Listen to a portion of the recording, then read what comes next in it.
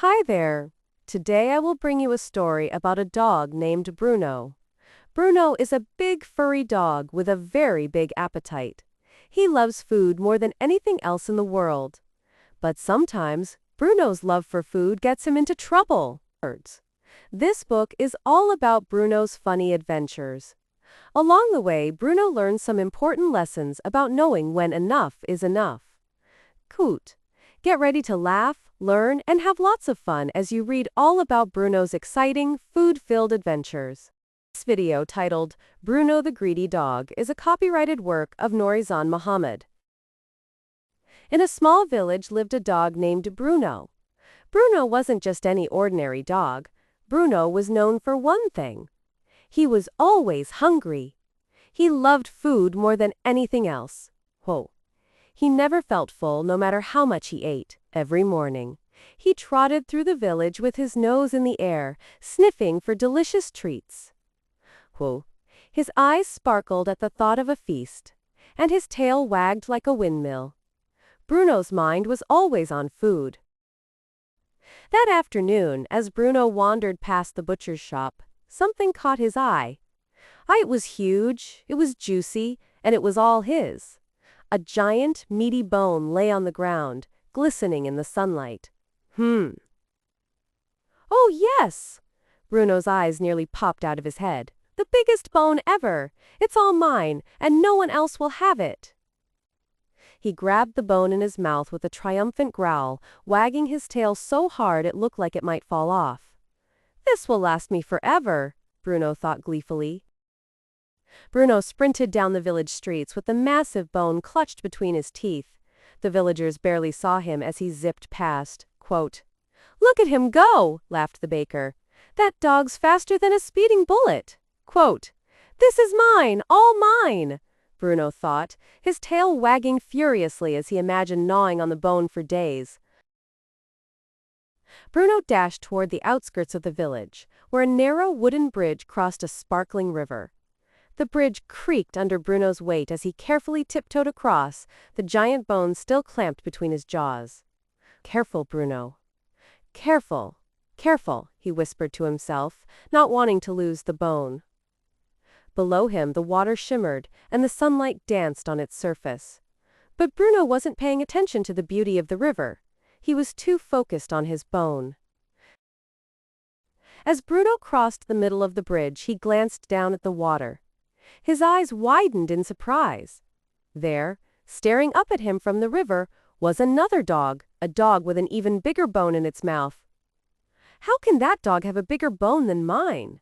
Bruno thought, shocked. "That's not fair." He stopped in his tracks, his tail twitching with greed. "I want that bone too," Bruno thought, his eyes narrowing. His greed was growing by the second, but Bruno didn't realize it was his reflection. He thought it was another dog with a bigger bone. Bruno thought, "I want that bigger bone too. I can have two bones, one in my mouth and the other from that dog." He didn't want to share his bone, but he wanted more. Bruno's heart raced with excitement. "I'll have two bones. I'll be the king of bones," he thought.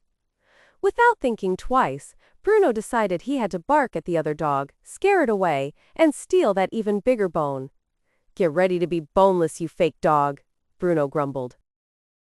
He opened his mouth to let out the loudest bark he could muster. Woof, woof! But as soon as Bruno opened his mouth, his precious bone slipped out and tumbled through the air. Bruno's eyes went wide in horror as he watched it fall toward the river below. Quote, "No, no, no!" Bruno cried, scrambling to stop it. But it was too late. The bone splashed into the water with a huge splash, creating ripples that spread across the surface. Woo! Bruno stood frozen, his heart pounding. What had he done? Bruno stared at the water, his eyes filling with panic.